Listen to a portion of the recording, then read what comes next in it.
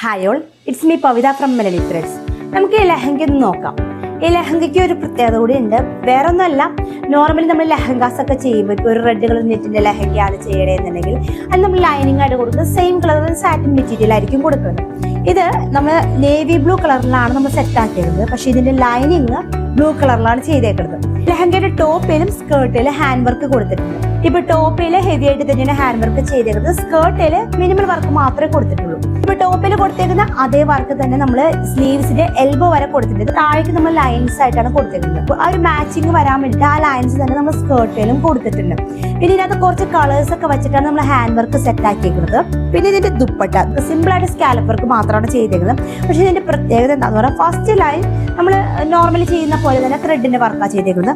Second line എന്ന് പറഞ്ഞു കഴിഞ്ഞാൽ നമ്മൾ ഇതിനകത്ത് എന്തൊക്കെ കളേഴ്സ് യൂസ് ചെയ്തിട്ടുണ്ടോ അതെല്ലാം മിക്സ് ചെയ്തിട്ടാണ് സെക്കൻഡ് ലൈനും കൂടി നമ്മൾ ചെയ്തെടുത്തേക്കുന്നത്. അപ്പൊ ഇതുപോലത്തെ ലെഹങ്കാസ് കസ്റ്റമൈസ് ചെയ്യണമെങ്കിൽ മെലനി ത്രെഡ്സിനെ കോൺടാക്ട് ചെയ്യുക.